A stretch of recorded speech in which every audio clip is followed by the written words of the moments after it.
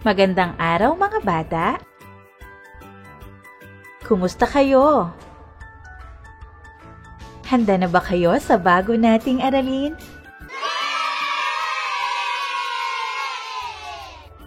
Ngayong araw, ang pag-aaralan naman natin ay tungkol sa responsableng pamimili. Excited na ba kayong matuto mga bata?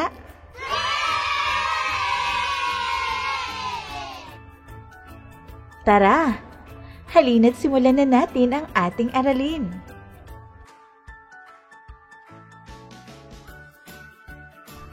Umpisahan natin ang ating aralin sa isang kwento.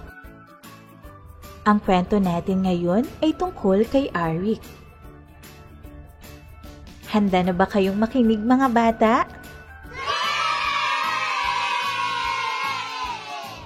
Pauwi na ng bahay, galing sa trabaho si Arik. Naisipan niyang dumaan sa mini-mart upang bumili ng maiinom. Mabilis niyang dinampot ang kanyang bibilhin, nagbayad na agad sa counter at hindi man lang kinuha ang kanyang resibo.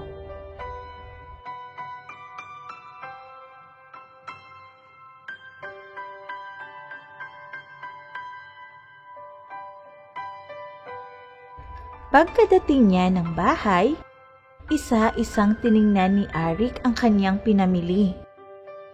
Laking gulat niya nang makita niyang expired na pala ang kanyang nabiling inumin. Laking pagsisisi ni Arik sapagkat hindi na niya maibalik ang kanyang binili dahil wala siyang resibo. Napailing na lamang siya sa nangyari. Nagustuhan niyo ba ang kwento mga bata?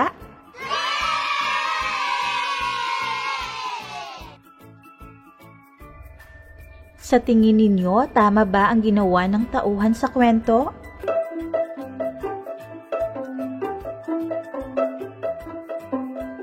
Mahusay mga bata.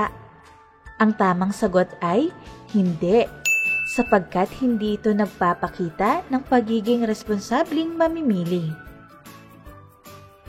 Ang mga masamang karanasan sa pamimili tulad ng nasa kwento ay maaaring maiwasan kung tayo ay magiging responsable sa ating pamimili.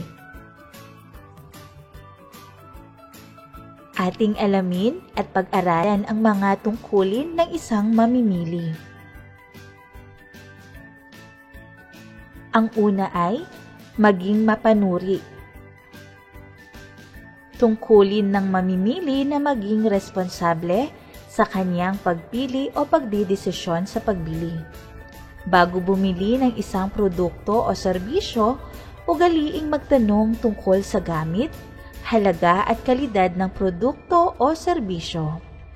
Halimbawa, pag-eksamen sa bibilhing sapatos kung matibay o hindi.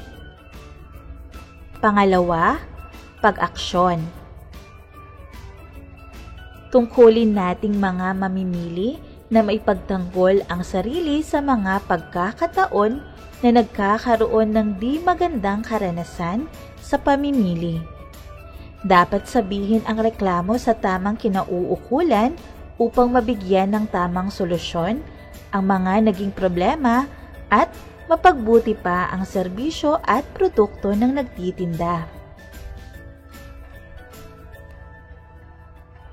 Halimbawa, pagrereklamo sa tindahan na nagbebenta ng expired na produkto. Pangatlo ay ang pagmamalasakit sa iba.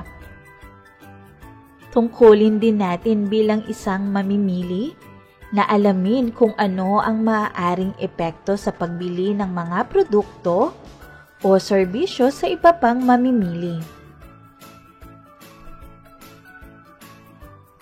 Ang pang-apat naman ay ang pagkakaroon ng kamalayang pangkapaligiran.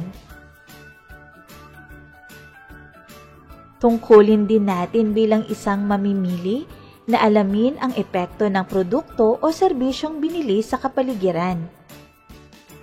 Halimbawa, mas pinili ni Aling Nena na bilhin ang mga produktong may nakalagay na environment friendly. Panglima, pakikiisa sa iba pang mamimili. Tungkulin ng mamimili na isulong ang karapatan at mapangalagaan ang kapakanan ng bawat mamimili. Ang pagsali sa mga samahan ng mga mamimili kung saan maaaring makapagbibigay ng komento at mungkahi ay makakabuti upang mapaayos ang serbisyo at kalidad ng produkto at serbisyo sa bansa.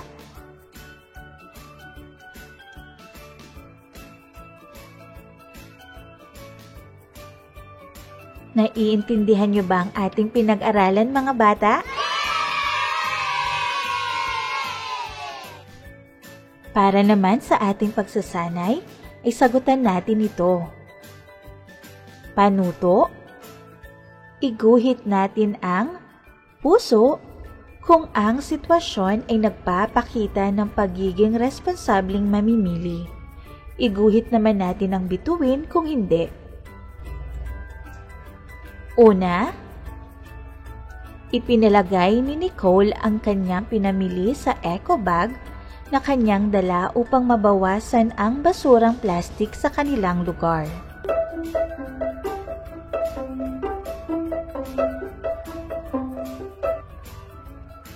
Ang tamang sagot dito ay puso.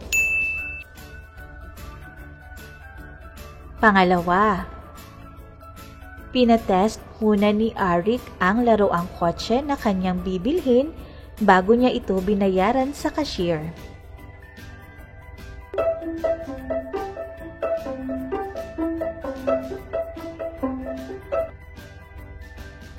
Ang tamang sagot dito ay puso.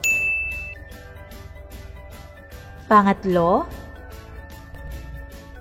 ineksamen ni Leia bago binili ang isda kung ito ay sariwa o hindi.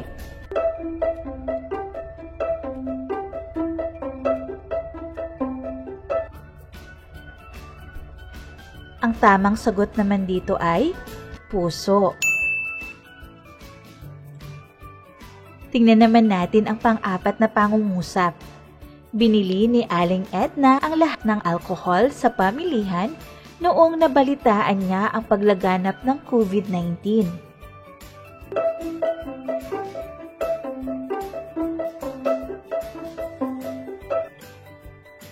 Ang tamang sagot naman dito ay between. Panglima, binili ni Myrna ang sapatos sa malapit na pamilihan na hindi muna isinusukat.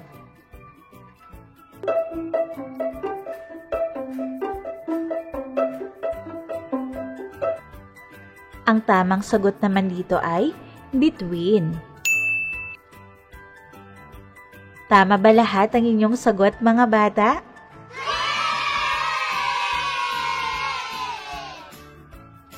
Ngayon naman, balikan natin ang ating pinag-aralan at tandaan natin itong mabuti. Ating tandaan na ang bawat karapatan ay may mga kaakibat na pananagutan o tungkulin. Ang bawat mamimili ay may responsibilidad sa pagpili at pagdedesisyon sa produkto o serbisyong ating bibilhin.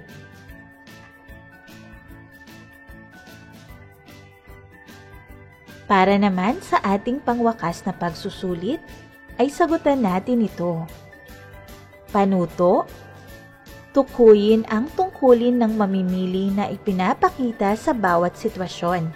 Piliin natin ang sagot sa kahon sa ibaba. A. Maging mapanuri. B. Pag-aksyon. C. Pagmamalasakit sa iba. D. Pakikiisa sa iba pang mamimili. At letter E. Pagkakaroon ng kamalayang pangkapaligiran. Una, nireklamo ni Lexi ang nabili niyang depektibong produkto. Pangalawa, nagtanong ng supot o lalagyan ng mga pinamili na hindi makakasira ng kalikasan.